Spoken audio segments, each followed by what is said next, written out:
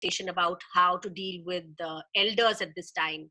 So I was very lucky to stumble upon Sama, who's an elder care specialist, and got this stellar panel together. And I think Dr. Sanjay Chugh needs no introduction, and he is a senior consultant psychiatrist and my favorite psychiatrist, of course. And then we have with us Sunaina Rekhi, who is a celebrity yoga trainer, and she represented India at the UN last year at the International Yoga Day. And also recently, she's just launched her brand this year on Yoga Day called Sumana, which is a wellness brand. And Sama Beg, and I have to read this out. She told me to be very careful about this. So Sama is an elder care expert who returned to India after several years in the US managing Alzheimer's facilities in Florida, and currently is a chief product officer at Emoha Elder Care, a company that helps elders simplify and energize their life at home. And I do not promote people if I do not believe in them, but I experienced one of the sessions that they were doing at Emoha, and I was really, really happy to see how they're supporting elders with sort of, apart from what they're doing, in terms of counseling, in terms of delivery of medicines and groceries, the entire works. What I appreciated was the fact that the community support is absolutely stellar. So we're lucky to have all three of these speakers on board. So I'm going to again request you all, if you could put off your videos and mute your mics. I mean, I'd love to know what's happening in your house voyeuristically, but not during my session. So we're gonna jump right in. So Dr. C, the first question goes to you. So we know that there are a number of issues out there in the wake of COVID, and I want you to throw light on them for our listeners to be able to identify and relate to them and know that they're not alone. So if you could just help with that, please. Okay, Nina, what I feel is that we are not really looking at new issues that have come up because of this lockdown and isolation. We are looking at issues that have always been there, but the frequency has gone up, the incidence has gone up, the prevalence has gone up, the magnitude of the symptoms has gone up. Now, I've been working throughout this lockdown period, and I find that, and of course it's all online or on phone. And what I find is that the commonest three problems that I'm dealing with are anxiety, depression, and a sub form or a sub variety of anxiety, which is what we call obsessive compulsive disorder. At number 4, what I would place substance use. I mean, what you would call addiction or dependence, but for me, technically, I call it substance use. So these are the 4 problems which have really gone up. These are the 4 medical problems. And of course, there are non-medical, psychological relationship problems which have come up. We have been reading in the papers about the huge upsurge in the amount of domestic violence that is taking place. There's a lot of friction. There's a lot of irritability. Like you say, agar bartan saath hote hain, to bachte hi bachte hain. Though it's a saying which I think is a load of crap. But, for some reason, people really choose to opt to fight when they could be living so much more peacefully, bonding with each other, coming together instead of going further apart, more apart than what the lockdown or the isolation entails. So broadly, these are the things that I've been looking at. But in terms of the number of people reaching out for help, it has definitely gone up. People are not able to sleep because of completely baseless concerns related to the virus, related to the disorder. What I, as a scientist or as a doctor, call meaningless anticipation. What if this happens? What if that happens? There is a storm going on outside. I could very well start thinking, what if a tree falls on my head? It doesn't. I'm going to turn 59 next year. A tree has never fallen on my head, which does not mean that it could not possibly fall, but it also means that the chance of a tree falling down on my head is much, much lower than what my anxiety would want me to believe. And I think exactly the same thing applies to what we are facing with this coronavirus or with COVID-19. There's an example which I'm very, very fond of giving. Let's say I woke up today morning and I read in the paper, or a friend called me and said, a close friend of ours, he was driving a car, met with an accident, and he passed away. Now, I have 2 ways of dealing with that situation. One is that I say, oh shit, man, my close friend has passed away. And, what if I sit in the car? What if I have an accident? I could also die. My family members could die, and so on and so forth. So let me not sit in the car. Not only do I not sit in the car when I'm driving, I do not sit in the car when someone else is driving. Or by extension, I say, if I go out of the house, something bad will happen to me. That's one way of dealing with this bit of news. The other way of dealing with it is, okay, you know, this guy, I know he was a rash driver. He would often drink and drive. And now that this has happened, there's going to be a lot of grief that I'm going to be facing and so on. But I need to learn from this. You know, there are precautions that I need to take. I must never drink and drive. Don't jump red lights. Don't drive in the wrong lane. Don't overtake from the wrong side, and so on. And I tell myself, if I take these precautions, there is no reason why that accident is waiting for me to happen. Exactly the same thing is working here. You know, there are precautions that you need to take. Social distancing is required. Wear a mask, wear protection, wash your hands, blah blah blah, and you will be safe. But meaningless anticipation means assuming worst case scenario. You know, this is what we also call catastrophic thinking. Ki, I'm having a headache and I start feeling, oh, what if I have a stroke? Or there's a slight discomfort in the bottom of my chest, which is probably acidity because I managed to eat chole bhature yesterday. My first thought is, oh, what if I have a heart attack? Let me rush to a cardiologist. That is classical worst case scenario thinking or catastrophization. And I see a lot of it happening nowadays. Everyone seems to be convinced that they are going to be the number one victim or the number one casualty. You know, it's almost as if there is this swarm or jhund of coronavirus which is floating around outside my house, and it's all waiting for me to, you know, just put a little finger out, and it's waiting to pounce on me. So this anxiety is there, the depression is there. Or what if I lose a loved one? In anticipation, you go into a depressive mode. You start entertaining suicidal thoughts. This kind of life is not worth living. I see no future for myself. The future is bleak, and so on and so forth. So these are the things that I'm dealing with. One more thing which is interesting, I think will interest all of you. There is this disease called obsessive compulsive disorder. Yeah. So one of the commonest manifestations of this is, I'm sure everyone knows someone or has heard of someone who's, you know, going on washing his or her hands throughout the day, thinking, you know, my hands are dirty. If I eat with these dirty hands, you know, some illness is going to befall me. Today, people who have been coming to me for treatment over the last few months, last few years, they laugh. They say, you know, doc, we have been preparing for exactly this thing. अब आप लोगों को समझ आइए कि हाथ धोना कितना जरूरी है. मैं तो 10 साल 20 साल से यही कह रही थी और इसीलिए मैं दिन में 50 बार हाथ धोती थी. Now what do you say to logic like this? Except that her hand washing has gone up from 50 to 100 times. You know, I actually I was doing a video call with a lady a few days back.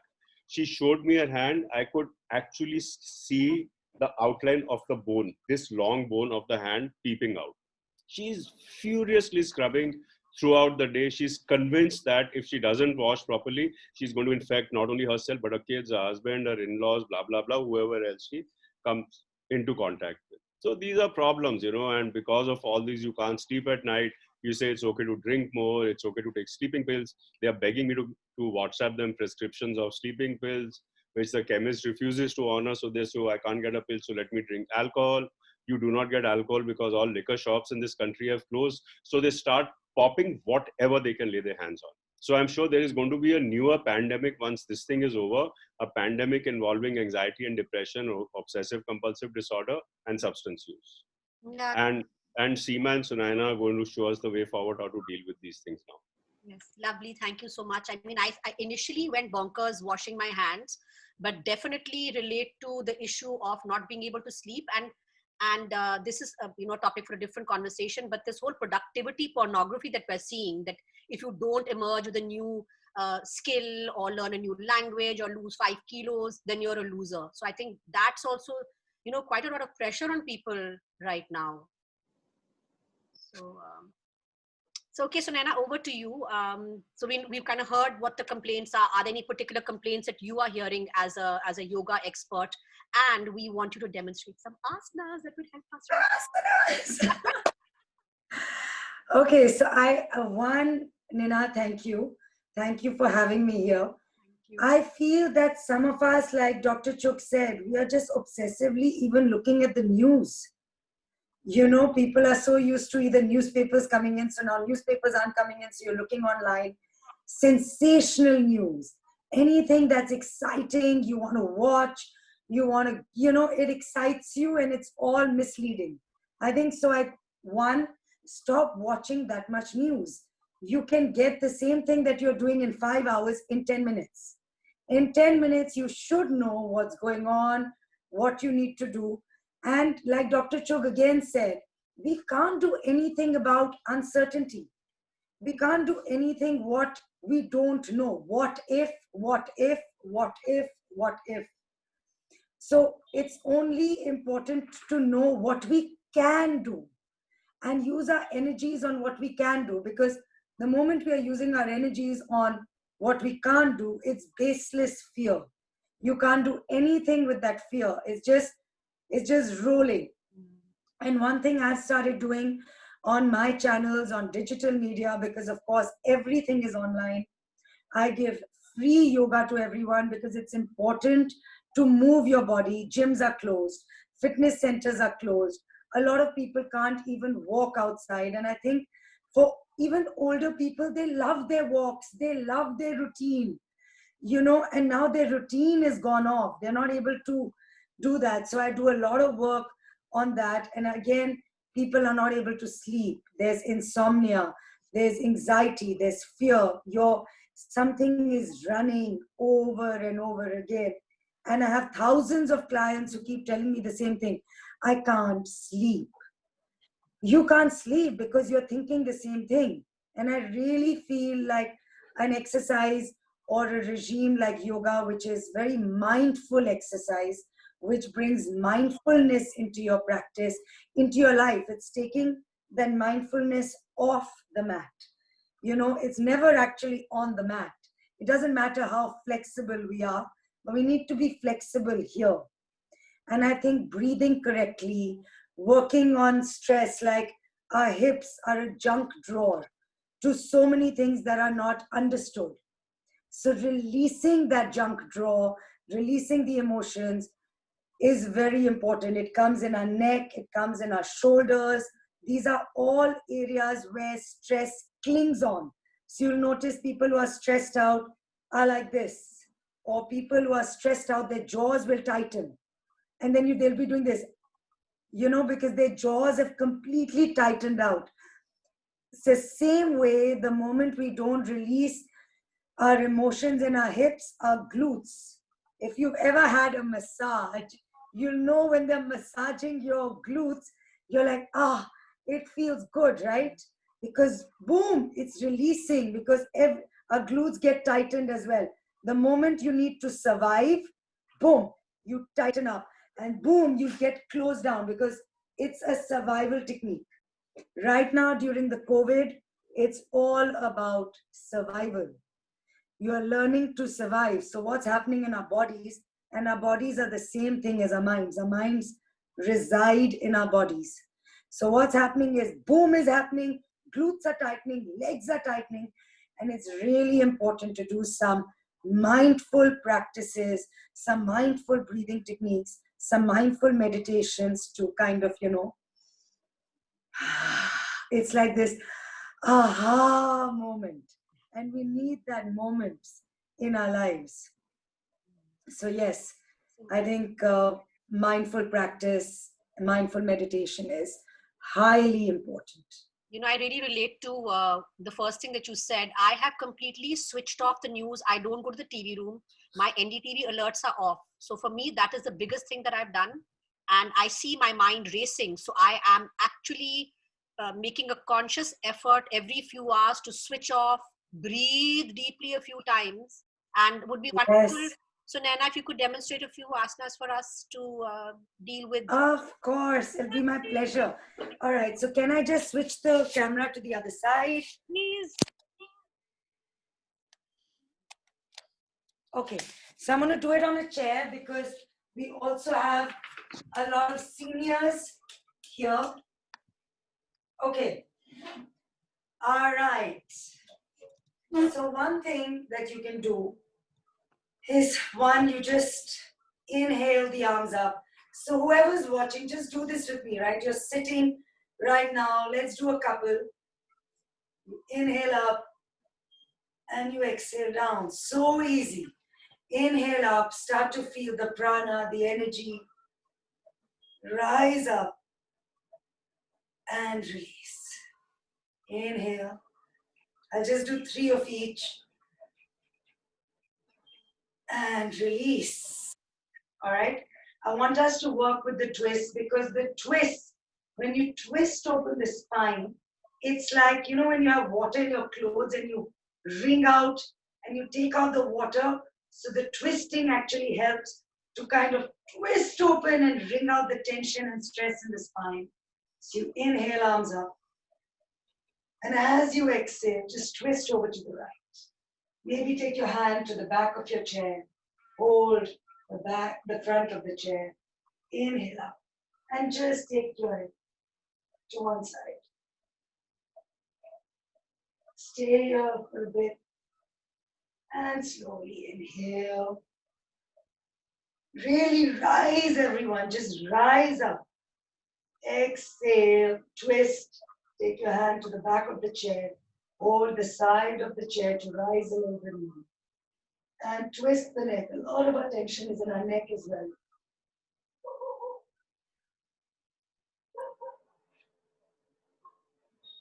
And slowly coming back.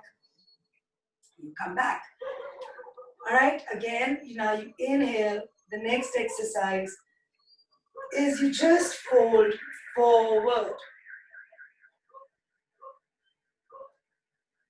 All right, and as you fold forward, just look up, inhale, look up halfway. Exhale, forward again. Just start to relax the neck. Let it fall. Let me turn my head till then. And just let the neck fall down. Feel the opening in the neck. Inhale, look up halfway. Feel the chin pulling back. And one more, folding forward. This part of the neck becomes really tight. And slowly coming back. I want to give you one more, okay? Because our hips, like I said, are the junk drawers of emotions that we haven't dealt with. If you've ever heard yourself saying, you know what my mother did to me 20 years back, and you know what happened with my brother or my sister, this is not anger, this is rage. This starts to stay in our bodies. They are all fine. It's happening to us. So a really nice one is taking your left leg and just place it over your knee. Simple. Here you are starting to release the hip. If you are quite flexible, you can start to move a little bit down. And you can feel this opening on the left outer hip. And you can stay here for 5 breaths, 10 breaths, a minute, whatever works for you. And you come back and you change. Right leg. And exhale. You're falling down. And just feel that your left side and your right side will have a different tightness. Your right might be a little bit tighter than the left. And release. I'll show you a few more when we come later.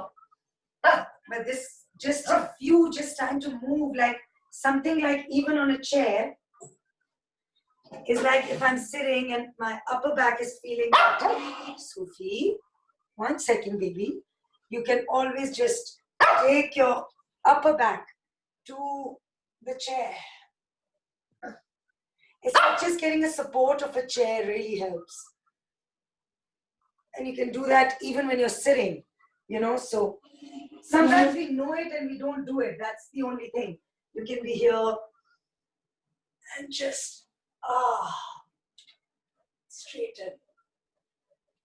And you slowly, you know, it's like you start to release a lot of tension that you're holding. Because the moment you release tension from your body, your mind starts to release.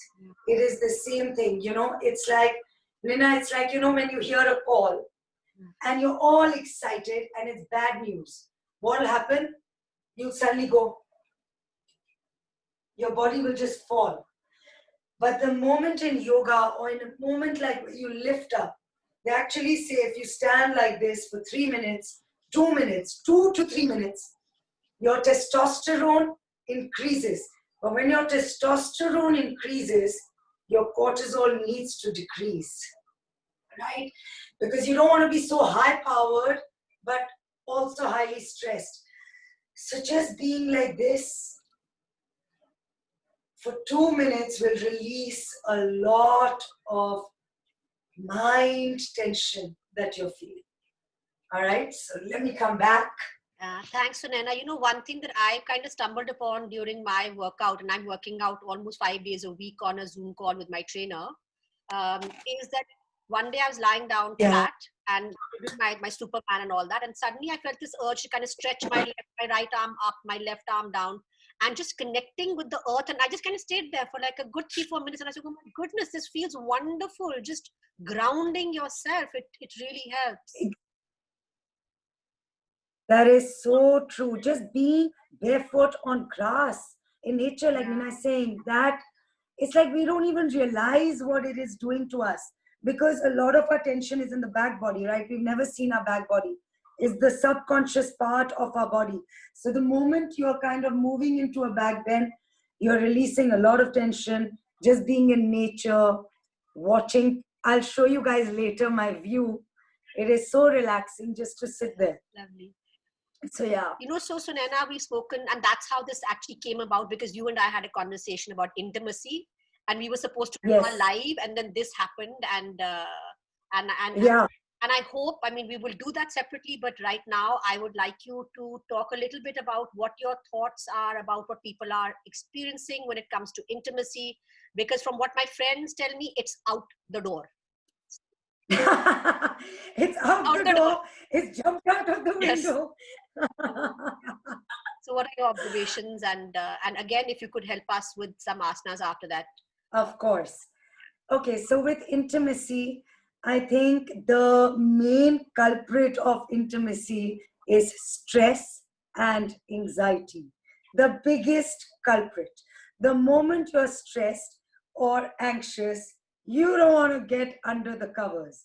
The moment you're doing a lot of household chores together, you're with your husband or wife the whole day. You know, you would see them normally during the morning and in the night. Now they're with you 24 hours a day. You're not feeling that excited. There are children there, there are household chores there. And suddenly, if you're feeling resentful or you're feeling grumpy, and now you're like, now I need to do this. You don't want to do it. You know, so of course, there's going to be that. Another thing is, this is not any type of stress. You know, Corona is a survival stress. It's a stress which has never happened before. The world has never seen it. And it's a, you know, so when you have to survive, you go into fight and flight mode. And when you go into fight and flight mode, normally when you want to be with your partner, you want to be intimate, you want to have sex, you need to relax. You don't want, because normally sex is for either not just reproduction, but also pleasure. But when you are surviving, you are not thinking of pleasure or reproducing. You're only thinking survival, survival, survival, survival, survival. And I think this is a big problem. Also, being with each other the whole day can also create, and there are steps that you can take which can release this. You know, like you're saying, it is out of the door. What to do? The whole day you're tired, and when you get into bed, the first thing that you're thinking of, I want to sleep. Don't, Nina, you did this. That's your thought. It's like, I really need sleep.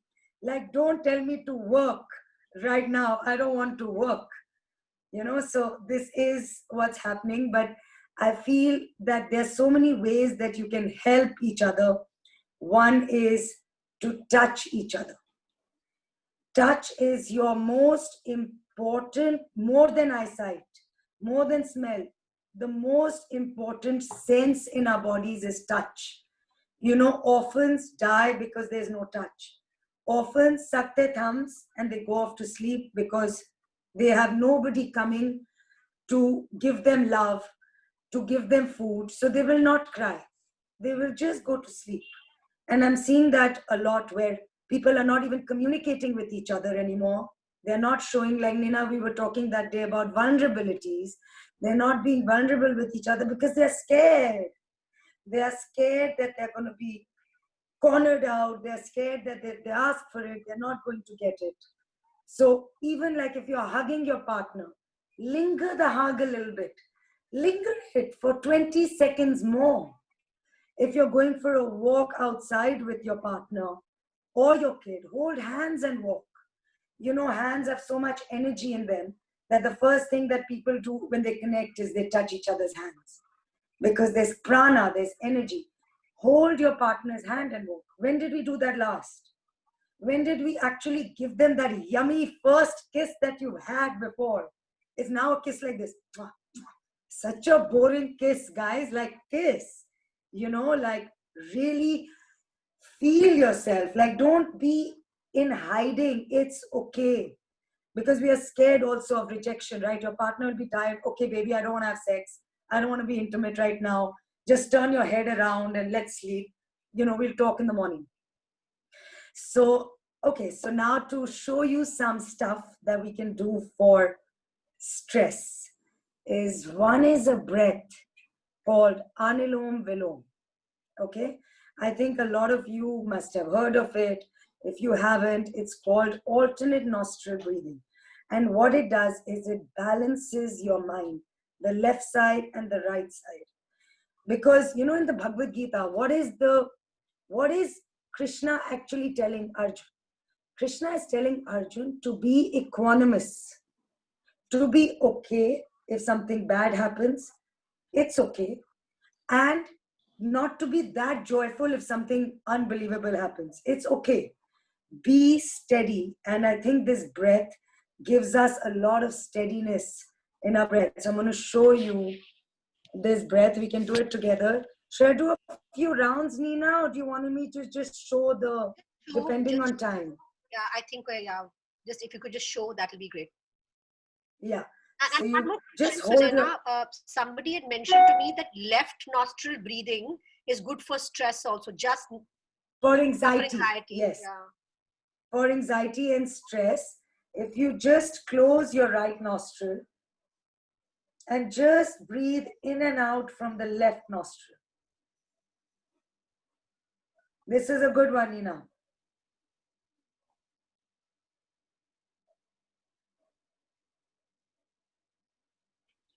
And just doing this for even a minute is really good. Also, alternate nostril breathing is like, I like to use my index finger and middle finger in the middle here. This is your intuitive, your intuitive chakra. So you inhale from the right, from the left. You hold the left and you exhale from the right. Inhale from the right. And exhale from the left. And you do this for a few rounds and you'll start to balance your mind out. Anilom Vilom. And you can also check it out on my social media. I've explained it there, how you do it, but it's really good to kind of create a balanced mind. Another one I wanted to share, which is a breath, is called Ujjayi Pranayama, which is if you hear the sound of my breath, it's like this. Breath longer, it relaxes you much more. It's called Ujjayi. Ujjayi means victory, victorious breath. So if you can breathe, I breathe this the whole day, but you don't have to do that so much the whole day because we are in summer right now, so it can create a lot of heat. But just, even with your partner, when you're breathing, it creates this intimacy, you know, this, you know, it's like when you're with your partner and you go, aha, it just, it makes the partner be like, okay, we are ready. You know, she's enjoying me, I'm enjoying her. So Ujjayi breath is another one you can do. Anything else you wanted to recommend? Yeah, so, okay, we have time. I have too much One to last thing, recommend. then we'll go to Dr. C. Okay. Okay, so neck, okay. This one, a lot of us want because we are feeling stressed, we do a lot of this. Okay, so I'll show you a simple exercise to release a lot of neck tension and anxiety. Just take your 2 fingers on your chin. You push it down so you're parallel and you push the chin back. You'll feel the neck, the shoulders and your upper back relax and relax and push. You can hold for 3 seconds and relax and again push. Hold for 3 seconds and relax. This is great for posture correction because normally also during our day we are like this. It's called the text neck. Yeah. We are on our phones the whole day. It's creating a lot of tension here and this is getting shortened. Yeah. So the moment you push, you start to straighten this back of your neck and feels really good. Super, super. I hope a lot of people start following you because I absolutely love the nugget sized videos you've been sending me, because it doesn't make me feel that I have to have an established practice to be able to do Not this. at all. Yeah. Exactly. Super. Okay, Dr. C, coming to you, what are the most common complaints that you're getting vis-a-vis relationship dynamics right now? And it's not, I know there is not one recommendation for everybody, but that how can one at least begin to address them? Nina, like I said right in the beginning, I am not seeing anything which I was not seeing earlier. So if there were problems earlier, the problems have become magnified. They have become magnified, and it's extremely unfortunate because this was, a proverbial God-sent opportunity for people to start rebuilding their relationships. Rather, they have chosen to, allow the crevices in the relationships to widen, because, if there are inherent flaws or shortcomings in the relationship, and you don't work on them, the relationship is not a self-healing device that you leave it to itself and it will start getting better. What I have seen, I've been a doctor for close to 40 years now, 35 years of being a psychiatrist. What I've seen is that the biggest problem in relationships is it's in the domain of communication. People do not really know how to communicate with each other. So if we are talking about a man-woman relationship, there are so many times when, there are these implied statements. I'm thinking something, I mutter 3 words and I assume that my wife will understand. Or the other way around, my wife looks at me, we are sitting in a group, she looks at me and, she expects me to understand what I am doing wrong and, take corrective measures instantly. These things don't happen like this. Why do they not happen? I'll give you an example. I think all of us will be able to relate very well to this example. Let's say I'm very fond of Hindi songs. I'm listening to some Kishore Kumar song. So while the song is playing, I'm wearing my headphones. I'm listening to the song and I'm tapping my fingers on the table where I'm sitting. I think I'm tapping in perfect harmony to the beat. And my wife is sitting there. She doesn't have a clue. She thinks that I'm just creating a racket. This example typifies the relationship pattern where communication is concerned. In any two-way communication, one person is a tapper, the other is a listener. The tapper thinks that whatever he's tapping should be very, very easily comprehensible or understandable to the person who's listening. And the listener is forever wondering what this guy is trying to convey to me and why can't he be more explicit or more clear.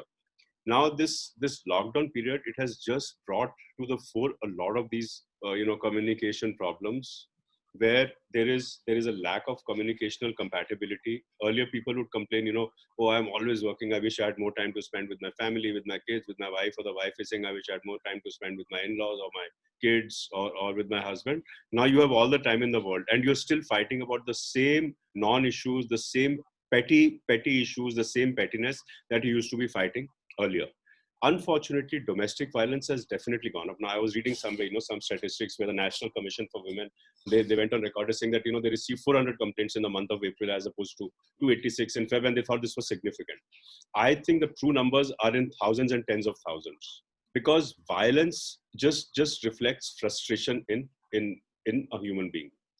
I have often gone on record as saying that we know that, if you talk about domestic abuse, especially physical abuse, it's in almost all cases, it's the male who is the perpetrator. And I have had a lot of people saying that I'm gender biased and all, but I think the men who indulge in domestic physical violence are sick in their minds.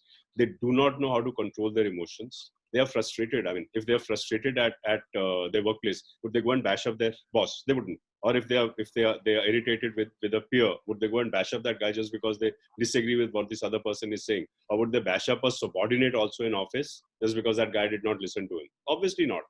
But within the confines of the house, the proverbial 4 walls where physically you are stronger, you are displacing all the accumulated frustration of the humiliation you had to suffer. Maybe not real, maybe just perceived humiliation, plus the stress of maybe, facing financial problems during this lockdown and not being able to drink, not being able to party, not being able to go out, blah, blah, blah, blah, blah. And so your mind is primed to react in the only way in which it knows how to react, which is get violent. And that is what I'm seeing. I mean, most of my women clients, the ladies who are in touch with me, they are either bearing the brunt of it or they are petrified that it could happen at any time. And what makes it worse is that now the children are also at home. The children are exposed to this violence. Very often the children are also the recipients of the violence. And I'm just thanking my stars that, I'm thanking everyone's stars that this lockdown period hopefully is going to come to an end in the next few days, and you'll be able to go out of the house and, find some other ways of getting rid of this nonsensical frustration that you built up, which you have. I'm talking to the men here, the abusers, that you have no way of controlling. But this is ground reality, and no one would know it better than me, because this is what I do for a living. I mean, people talk to me about the innermost, goings on in the households all the time. So you feel that communication would be the biggest tool right now to sort of tide over these times and otherwise as well? Absolutely. You need to share, you need to empathize, you need to understand what this other person is going through. And only when you empathize will you have the other person empathize with what you are experiencing. Empathy, communication, conversation, compatibility, it's not a one-way street. Yeah. You cannot expect to be critical and fault finding all the time. You cannot expect to be controlling all the time and expect everyone else in your vicinity to accept it or to take it. But that is what is happening. So I wanted to come to parenting at this point. This has not happened before. Nobody knows how to deal with this, but one doesn't know how to discipline children, deal with screen time. They're not being able to go out. And how does one manage? My question to you personally is that how not to be a helicopter parent at this time, because I feel like controlling Jia so badly. How do you do that? How do you discipline kids at this time? Poor How do you Jia. deal with parenting at this point? Believe me, the fault is not hers. She's not doing anything wrong. If anyone is doing wrong, it is the parent. Again, my question again is that, is your parenting style new during the lockdown? Has it changed just because lockdown started? No. You are the same parent today that you were earlier. You are just repeating the same patterns that you used to exhibit earlier. If there were faulty patterns earlier, they are even more faulty now, because Jia cannot get away from you. Earlier, she had a break from her mother because she could go to school, she could go down to the park, play, go meet friends, blah, blah, blah, blah, blah. And her interaction with her mother was limited to maybe 2 hours at night before she went off to sleep. Now children are having to bear the brunt of bad parenting, and bad parenting was not discovered or invented or created during lockdown. These are patterns. Parents do not realize that okay, let's do a small 101 on parenting. I was talking about violence earlier. I wanted to talk about this. There is this concept of what we call tabula rasa. Tabula is a tablet, like you have a blackboard or a slate, and rasa means empty. So it is believed that when a child is born, there is a blackboard or a slate inside the child's mind. And right from the time the child is born, maybe even from the time that the child is conceived and is in the mother's womb, whatever is said, whatever is done to the child, around the child, even in the periphery, not directly involving the child, all of it is a script which is written on that blackboard. Now, when I was in school, when you were in school, we had the same blackboard in class. Each period was 35 minutes. So let's say the first class was English. The teacher would come right on the blackboard. At the end of 35 minutes, the teacher's job was to, wipe out using a duster whatever was written on the blackboard. When she would go, the next teacher would come in, would be the Hindi teacher. For 35 minutes, she would write, and when the bell rang, she would, wipe the blackboard clean. And at the end of the day, after 7 or 8 periods, there was nothing that was ever going to be retrievable on the blackboard. The difference between the child's blackboard and the classroom blackboard is that on the classroom blackboard, you can delete or erase whatever you want. In the child's blackboard, nothing is ever deleted.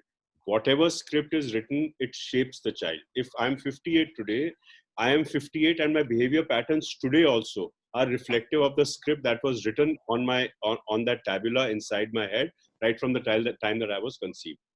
So parents must realize that what you are doing with the child, what you are doing to the child, more importantly, what you're doing in front of the child vis-a-vis each other, not necessarily involved, is an abuser.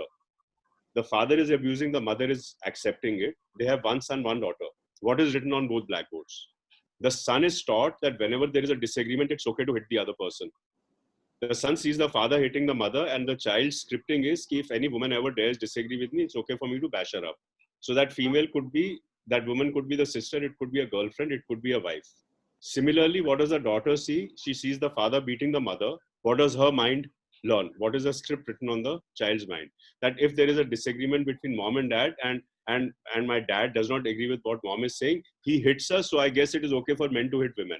And because my mom never retaliates, so when I grow up, if my husband or my boyfriend is hitting me, I should also not retaliate. Is this the kind of heritage that you're leaving for your children? You're working your backsides off, you're living in the Aralyas of the world.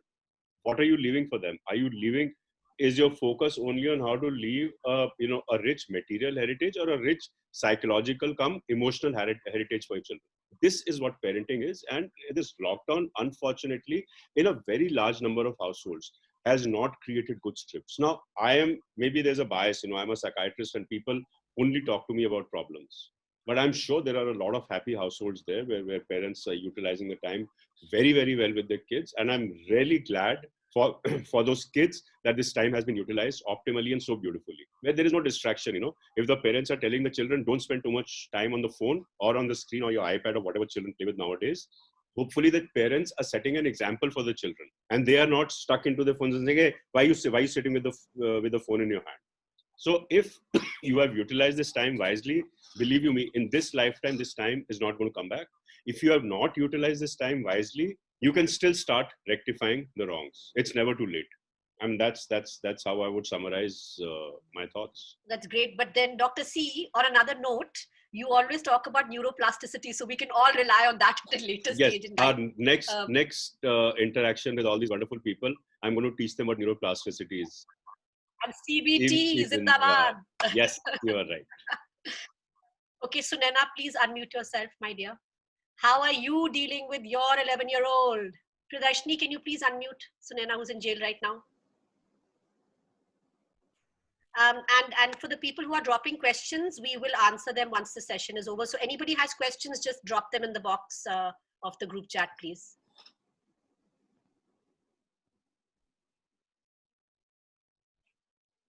Sunena, can you try again, please? Not happening? Priyadarshini, you'll have to.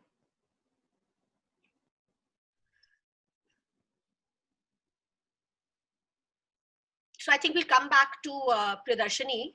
Oh, sorry, she's calling me. 1 second. Yeah.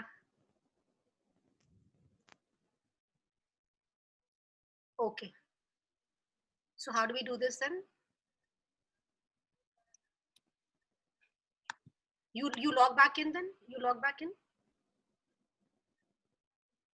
You can log in from your phone? Yeah, okay. So I'm going to come to Sama, Sunena will come back to you and get you out of jail. But the elderly have taken a huge rap with the lockdown. Their entire routine on which they rely on has been completely turned upside down right now. And I would love for you to share what you're doing at Emoha Elder Care for people to know. And then I'd want your observations on First off, Nina, thank you for putting this together and for inviting me. And it's such a very vast array of things that we're talking about, which is so necessary during this time. So I truly appreciate being here. Just to share a little bit about my background and how we started Emoha. As you shared earlier, I used to manage Alzheimer's assisted living homes for the elderly in the United States. I was working and living there for over 10 years. And my primary role, which is similar to everyone's role, the first role we ever have in life, is of a child. And as a daughter living miles away from my parents who are based here in India, I used to struggle with being worried about them all the time. I'd constantly worry about my parents. What if they had an emergency situation? My mom, in fact, had a fall and she had hidden it from me for months until I came back home and saw that her arm was in a cast. Worried about parents having healthcare crises, not being able to manage the household. So this is a very common, challenge that elders face. And that was one of the big reasons why, I decided to quit my job and move back to India. And last year, along with some friends and colleagues, we started Emoha Elder Care. And the whole mission behind what we're trying to do is essentially the one place that elders love being the most, just like all of us, is home. And what we try to do at Emoha is try and ensure that their home, the one place they love the most, is the most comfortable for them. So whatever they need is all provided to them. It's all streamed into their house, and they can live there for as long as they wish. We are very proud. We have India's first emergency 911 kind of a system. We have paramedic responders that actually go to an elder's house if they're in an emergency situation and are able to provide them healthcare support. However, although a lot of times we focus on just healthcare for elders, that's not the only problem that they face. 80% of the challenges that the elderly face are non-healthcare related. 80% of the challenges are little things, mundane things in life. For instance, that the maid didn't show up, and they're struggling with cooking. And a lot of the elders right now all over India are struggling with this because they don't have maids at home. So the cleaning can't be done. The food preparation can't be done. A lot of elders struggle with safety. In India, especially in Delhi NCR, about 90% of elders have been a victim of some kind of crime or abuse. 90% is a massive statistic. So some of the other elder that you know probably has been a victim of crime and abuse. So safety tends to be a huge concern for the elderly as well. And as well as loneliness. We've all kind of gotten used to this word pandemic, and we hear it all the time in this COVID world. But before COVID and even during COVID, elderly have been suffering with loneliness. Elderly have been socially isolated. You know, we live in nuclear families. We live in a world where everyone's constantly texting. You know, Sunaina was kind of talking about the texting back, because we're all so engrossed in our own worlds of social media. And a lot of times elderly really struggle with this feeling of relevance. So what we try to do at Amoha is we've tried to stitch together solutions and through membership plans, subscription plans that the elderly can subscribe for, that solves for all of these things, and ensuring that they can live comfortably at home. So whether it's a paramedic 911 emergency response or lively activities and events, which we've turned into virtual activities like the one you and your mom and dad attended on Moh TV or Ministry of Happiness TV. We launched this during the COVID era because a lot of our activities and events, we would do it in person at our engagement studio in our office in Gurgaon. But you know, post-COVID, we quickly had to think through how can we retain the levels of engagement, interaction, ensure that the elderly feel relevant and engaged and stay, you know, active and stay emotionally involved so that they don't feel depressed, but do it in a way that is, again, from their homes, right, from their laptops or their phones. And so that's how Moh TV came around. So essentially what we're trying to do at Amoha is try and ensure that the one place where elders love the most, their home, is the most secure and the most energized place for them. So coming to your question about, you know, what are the challenges that the elderly are facing the most during this time? And it's been accentuated by COVID, but it's not something new. So similar to what Dr. C was saying as well, we've seen an increase in the incidence of depression amongst the elderly because of the social isolation. You know, children, for those of us who work from home, we know that there is literally no start time or end time when you're working from home because you're constantly working. And as caregivers of an elder, you now have to manage not only taking care of your loved one, but also managing the household responsibilities. Many of us who depended on our household help don't have any help at home. So constantly struggling to balance these things is certainly a challenge for the caregivers. But what happens in the elderly is that they find themselves, even though the family is around, family is all with them, but they don't have the time to spend, quality time to spend with them. So depression, the incidence of depression is something that we've observed has increased. Not being able to access supplies, so medicines, groceries, the basic essentials that an elderly individual needs to live a meaningful and comfortable life has been a struggle. And one of the ways that we have overcome this at Amoha is we launched during the COVID period a mission called Mission Elders First. Elders First is actually the religion of our organization. You know, with everything that we do, we put our elders first in everything that we do. And so the mission was launched right around the time the Prime Minister announced the lockdown. And the vision behind it was to provide, to activate the community, to activate neighborhoods and have community-based volunteers who can help the elderly with their little errands. And in a span of just 2 weeks, we had over 3,000 elders who signed up and 2,500 volunteers who signed up. So risking their own life to help the elderly with their basic essentials. And I'll share a quick story about emergency coordination and what impact that made in the life of an elder.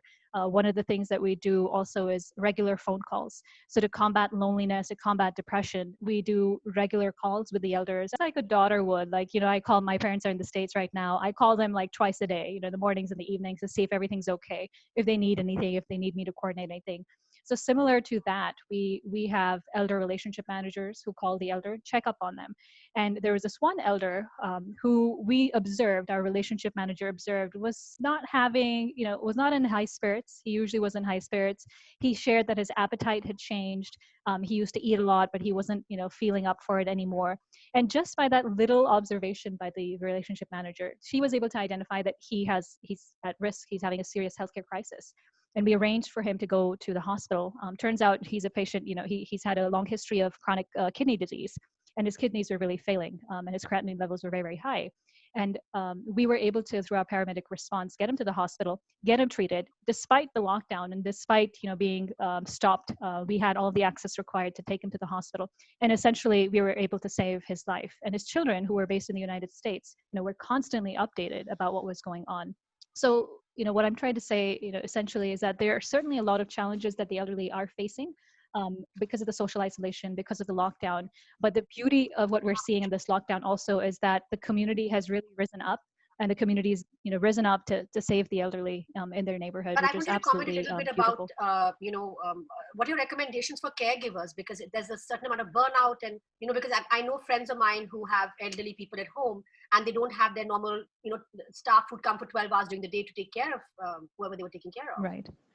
So being a caregiver is certainly not easy. And there's a lot of evidence that shows how caregivers with time experience what's called caregiver burnout or caregiver burden, which is this feeling of exhaustion, a lot of depression as well amongst caregivers, and feeling of anxiety, feeling overwhelmed. And that is normal, because juggling being a caregiver to an elderly individual who has high needs, as well as balancing your household responsibilities, it is no easy task. So some of the things that I strongly recommend, and it goes back to something that Dr. C was also saying, a lot of relationships fail because of communication issues. And it's the same way with when you are interacting with an elderly individual. As a caregiver, if you obviously want to have a meaningful, engaging conversation, a meaningful relationship with your elderly parent. And the starting point of that is how you communicate with them. And if that communication is based on love and respect, and not based on, oh my God, why are you here? And you are such a burden. But you yourself will feel less stressed, and your elderly loved one will feel less stressed. So I can't emphasize this enough. Respect is the starting point for any any good relationship. And for caregivers to have a positive interaction with their elderly loved one, they need to ensure that as much as they can communicate with respect. So I'll kind of share, 3 R's of 3 R's of tips. So respect is the first one. Relevance is the second. Elders, and this is cross-culturally, individuals want to have a feeling of purpose. We thrive when we have a feeling of purpose, of meaning, that there's meaning in our life, that we can contribute to the world. And the elderly are no different. So give your elderly loved one, give your mom or dad an opportunity to feel relevant. Give them something meaningful to do. This could be as simple as just asking them for advice. My mom, I'll share a funny story. My mom, I gifted her a tablet over Mother's Day. And now from morning to noon to night, she shares YouTube nuske with me all the time. But it's beautiful. So I know all of the tips for hair fall to like basin packs on my face and everything in between. But what's beautiful is that it is giving her purpose and meaning in life. So find ways to help the elder in your life feel relevant. And the last R that I'll share is routine. So Sunaina also touched on this, which is routine is so important for an elderly individual. Sunaina, can you run and go get your phone, please? Because we're going to have to do this jugaad style. I'm going to call your phone, put you on speaker, and then, yes, once Sama's done. Sorry, go ahead. No problem. Usually when you're on Zoom, something or the other technology always acts up. So this is the normal for technology. But so the last one is routine, helping them have a meaningful routine throughout the day. Exercise. So some of the asanas that Sunaina shared are fabulous. Chair yoga, deep breathing, just to help with the stress and the anxiety. Taking them for a walk inside the house. Certainly you can't, if stepping outside is not safe for the elderly at this time, but taking a walk around the house is great.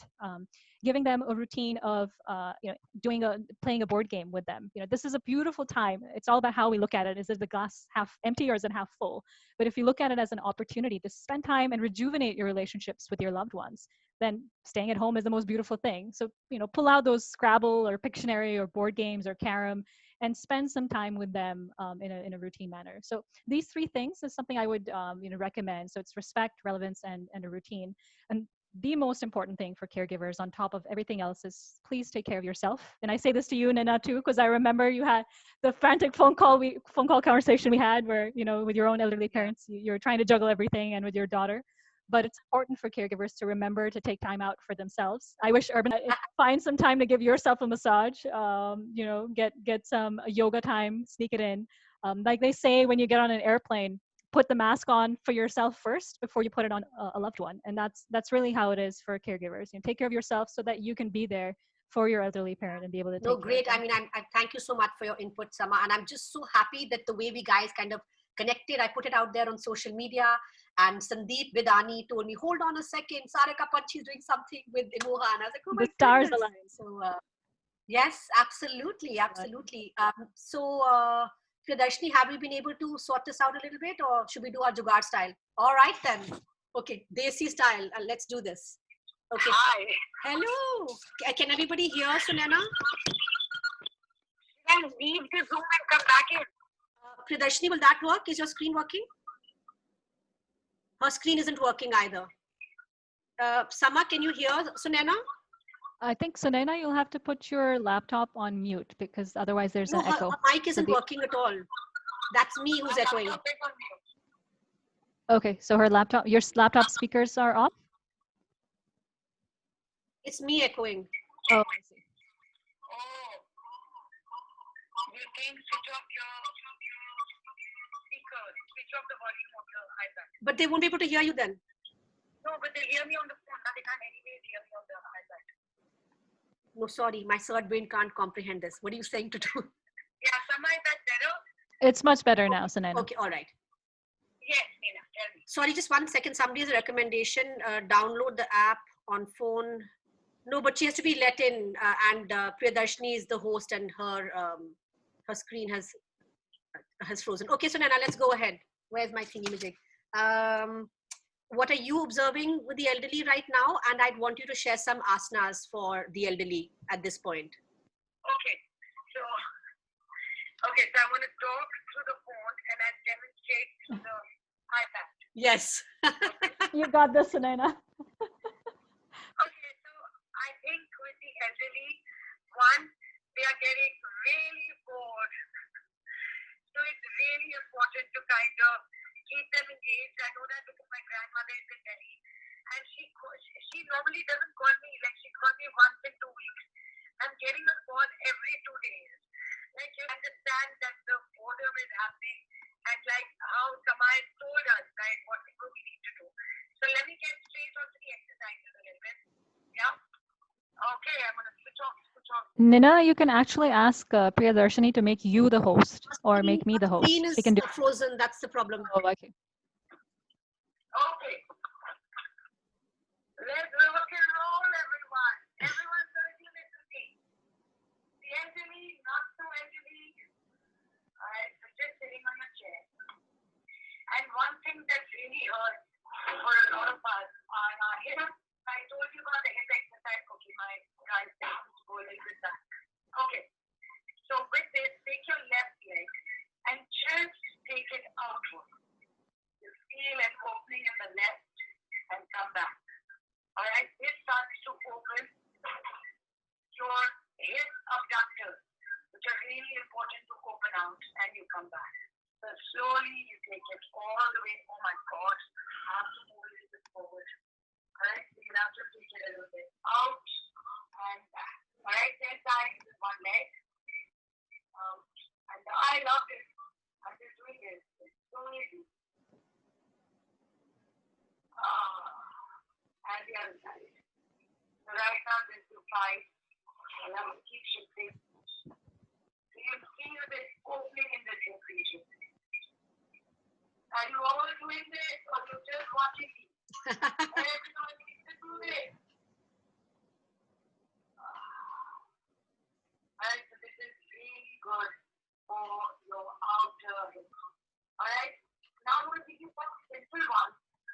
So to kind of work the lower leg, alright, this is your lower muscle which never works. So just coming to the edge of your chair, just lift the toes off the floor. And down. Lift and down. This is so important to work the lower part of the leg. We hardly work our shin bones. So this also starts to strengthen your quadriceps. Okay, again you do 10 of these. The next one is lift your heels off. Sorry, Sunana, just 1 second. Somebody said that if the host logs off from Zoom, another person can be reassigned as host in the meeting. But you need to leave, meeting, not end it. Once you log back, oh no, her screen isn't working. Vibhav, it isn't going to work. Her screen is the But problem. can everyone hear me right now? Can everybody hear Sunana? Sama, can you hear her? Okay, great. Yeah, let's just finish this. The heels off the floor. You need to work your calf muscles, working the legs, and down. Just down. And down. And down. This is so nice when you're sitting for long hours so simple. So I actually use some of weights if you have them. If you don't have them, that's also fine. Alright, take it back. Just take your right leg up. Don't look at how dirty my feet are. And the other side. Don't look at that. Just next to it. Really good for strength in the leg. You can hold the chair for support. I did a full series on chair yoga. Because it is so important to activate those muscles. And we always, we make excuses. Keep going. Oh, we can't sit down. We can't be on the mat. We can't do this. It's just because we want to be lazy and we don't want to do it. There are so many ways that we can work. Alright, this is 10. You do 10 on one side, 10 on the other side. Alright, the next one, I'm going to give you guys one more. You take your left leg up to the knee, up and down. This works and strengthens your hip flexor. This is your psoas. It's important to strengthen this. Your knee up and down. Knee up and down. Knee up and down. So one round is left and right is one round. This is also not just good for seniors, right? It's also good if you're in a corporate job, you're sitting for long hours. You can just easily under the desk just do what you gotta do.